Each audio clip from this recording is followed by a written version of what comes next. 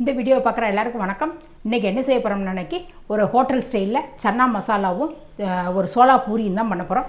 நம்ம ஹோட்டலுக்கு போனாலே சின்ன பசங்கள்லேருந்து நம்மளே பெரியவங்களே போனால் கூட சோளா பூரி தான் ஃபஸ்ட்டு ஆர்டர் பண்ணுவோம். சோளா பூரி சன்னா மசாலானாலே ஹோட்டலில் செம்ம டேஸ்ட்டாக இருக்கும்.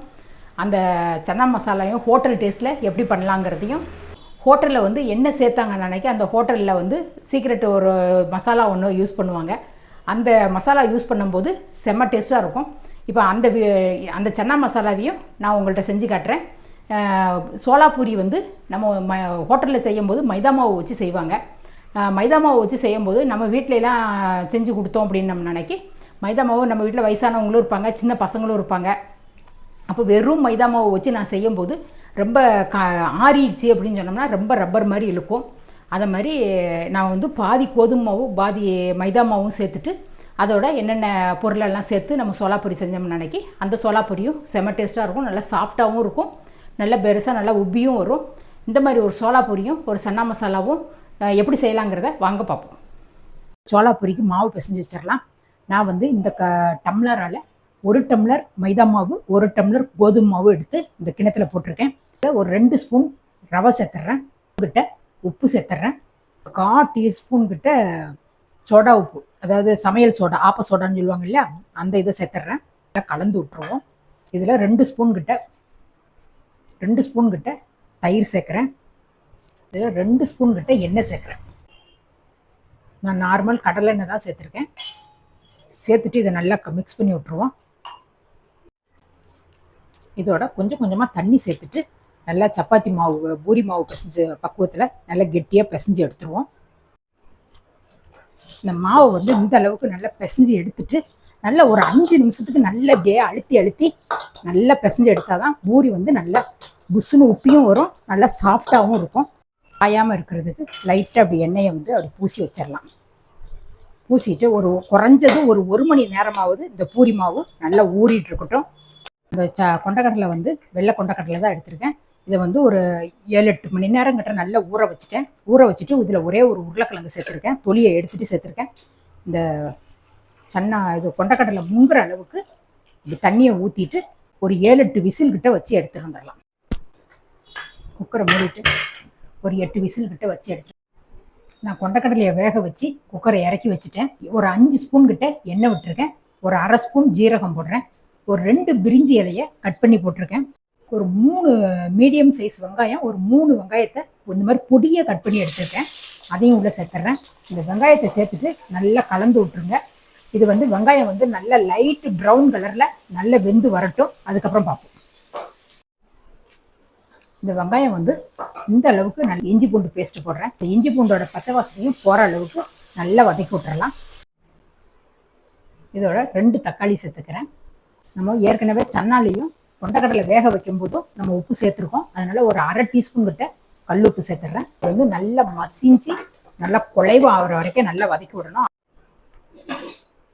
இந்த தக்காளி வந்து இந்த அளவுக்கு சாஃப்டாக வந்துட்டு வெந்ததுக்கப்புறம் இப்படியே நல்லா மசிச்சு விட்டீங்கன்னாக்கி நல்ல வெங்காயமும் தக்காளியும் நல்லா சேர்ந்து வந்துடும்.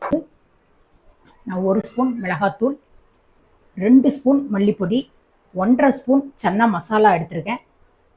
மஞ்சத்தூள் வந்து 1/4 டீஸ்பூன் கிட்ட எடுத்திருக்கேன். இந்த சன்னா மசாலா வந்து நான் அந்த எவரெஸ்ட் மசாலா தான் யூஸ் பண்ணுறேன். இதை வந்து ஒரு 1/2 ஸ்பூன் கிட்ட சேர்த்துட்டோம் அப்படின்னு நம்ம இந்த கரம் மசாலா எதுவுமே சேர்க்க தேவையில்லை. நம்ம தாளிக்கிறதுக்கும் எந்த இதுவுமே போட தேவையில்லை. 2 பிரிஞ்சி இலை மட்டும்தான் நான் போட்டு தாளிச்சிருக்கேன். அந்த சன்னா மசாலையிலேயே நல்ல டேஸ்ட்டு வந்து நல்ல வாசனை நிறைய இருக்கும். அதனால அது மட்டுமே போதும். இதை நல்லா இப்படி எண்ணெயில் ஒரு பெரட்டி விட்டுறலாம். இப்போ லைட்டாக கொஞ்சமாக நான் தண்ணி சேர்க்குறேன். நேரம் கொதிச்சு வரட்டும். இந்த மசாலா வந்து நல்லா கொதிச்சு பச்சை வாசனையெல்லாம் போய் நல்லா இதாக இருக்குது. இப்போ வந்து நம்ம வேக வச்ச சன்னாவை வந்து அப்படியே நம்ம தண்ணியோடு தான் சேர்க்க போகிறோம். இந்த வேக வச்ச சன்னால வந்து ஒரு கரண்டி எடுத்துட்டு அதை மசிச்சு இது பண்ணுறதுக்காண்டி உருளைக்கிழங்கையும் ஒரு கரண்டி சன்னாவையும் எடுத்து தனியாக வச்சுருக்கேன். இந்த இதை அப்படியே ஊற்றிடுறேன். இப்போ வந்து இது வந்து நல்லா கொதிச்சு வரட்டும். இப்போ ஒரு தட்டை போட்டு மூடிட்டோம்னா நல்லா கொதிச்சு வரட்டும். அதுக்குள்ளே வந்து நம்ம உருளைக்கிழங்கை வந்து ஒரே ஒரு உருளைக்கிழங்கு எடுத்துருந்தோம். அது மாதிரி கொஞ்சமாக ஒரு கரண்டி கொண்டக்கடலையை எடுத்துட்டு இந்த மாதிரி இதை வச்சு நான் மசிச்சு வச்சுட்டேன். நீங்கள் மிக்சியில் வேணாலும் போட்டு கூட அரைச்சி எடுத்துக்கலாம். இல்லைன்னா பருப்பு மத்து இந்த மாதிரி இருக்கிறத வந்து நல்லா மசிச்சு எடுத்துட்டோம் அப்படின்னு நம்ம நினைக்கி ஒரு 2 நிமிஷம் கிட்ட நல்லா கொதிச்சு இருந்துருச்சு. மசிச்சு வச்ச உருளைக்கிழங்கையும் அந்த கொண்டக்கடலையும் மசிச்சு வச்சுருக்கோம் இல்லையா, அதை வந்து உள்ளே சேர்த்துடலாம். இதை நல்லா அப்படியே இதோட நல்லா கலந்து விட்டுருவோம். மசிச்சு வச்சதை சேர்க்கும் போது இன்னும் கொஞ்சம் அந்த கிரேவி வந்து இன்னும் திக்காகும். வேணும்னா தேவைப்பட்டால் கொஞ்சமாக தண்ணி வேணால் சேர்த்துக்கலாம்.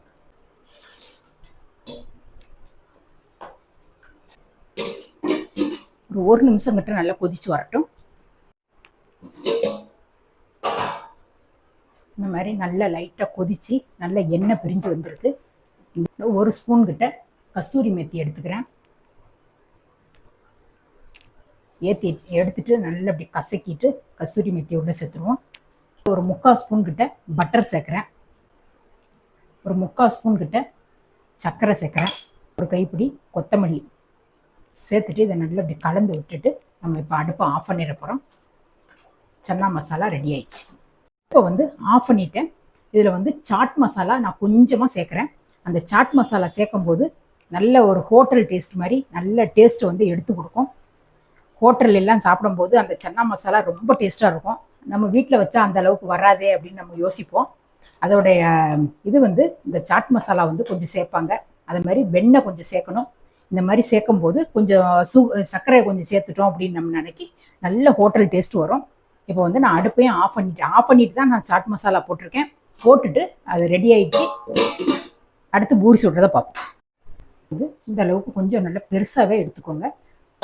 தொட்டுட்டு நம்ம பெருசாக தேய்ச்சி எடுத்துக்கலாம். இந்த மாதிரி ஒரு 2 பூரி வந்து தேய்ச்சி எடுத்துக்கிட்டேன். இது கொஞ்சம் திக்காகவே வச்சுக்கோங்க. சோளா பூரிக்கு வந்து தேய்ச்சி எடுத்துக்கிறேன். நல்லா நம்ம சப்பாத்தி பெருசுக்கு நல்லா தேய்ச்சி எடுத்துட்டிங்கன்னு நினைக்கி சோளா பூரி நல்லா கடையில் வாங்குற மாதிரி இருக்கும். இந்த பாருங்க, போட்ட உடனே நல்லா உப்பி வரும்.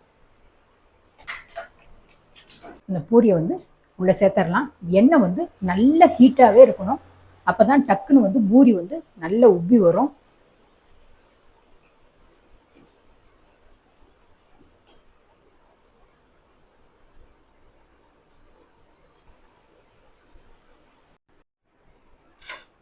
சன்னா மசாலாவும் சோளா பூரியும் ரெடி ஆயிடுச்சு.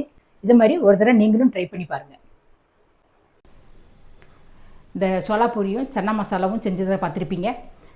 ஹோட்டல்னாலே லைட்டாக ஒரு நம்ம சாட் மசாலாவை கொஞ்சமாக சேர்க்கும்போது அதில் ஒரு புளிப்பு டேஸ்ட்டும் ஒரு லைட்டாக ஒரு இனிப்பு டேஸ்ட்டும் இருக்கும். அந்த சாட் மசாலா வந்து ஹோட்டலில் எந்த ஹோட்டலில் செய்யும் போதும் இந்த ஒரு இதை வந்து சேர்க்கும்போது தான் அந்த ஒரு டேஸ்ட் ரொம்ப நல்லா இருக்குது. நம்ம வந்து வீட்டில் செய்யும்போது அந்த சாட் மசாலா வந்து சேர்க்க மாட்டோம். நீங்கள் வந்து ஒரு தடவை இந்த சாட் மசாலாவை வச்சு நீங்கள் செஞ்சு பார்த்துட்டு எப்படி இருந்ததுங்கிறத கமெண்ட் பண்ணுங்கள். எனக்கு வந்து ஹோட்டலில் வேலை செய்கிறவங்க ஒருத்தங்க வந்து இந்த மாதிரி சொன்னாங்க, சன்னா மசாலா வந்து இந்த மாதிரி கொஞ்சமாக சாட் மசாலா சேர்க்கணும் லாஸ்ட்டில் இறக்கும்போது அப்படின்னு சொல்லி எனக்கு சொல்லியிருந்தாங்க. அதனால் நான் வந்து வீட்டில் செய்யும்போது எனக்கு வந்து அதே ஹோட்டல் டேஸ்ட்டில் அதே கலர் வந்து ஒரு மாதிரி நல்ல ப்ரௌன் கலரில் நல்ல ஒரு கலராகவும் கிடைக்கும். டேஸ்ட்டும் ரொம்ப நல்லா இருந்துச்சு. அதை தான் உங்களோட நான் ஷேர் பண்ணியிருக்கேன். இதை வந்து நீங்களும் உங்கள் வீட்டில் செஞ்சு பார்த்துட்டு எப்படி இருந்ததுங்கிறத கமெண்ட்டில் சொல்லுங்கள்.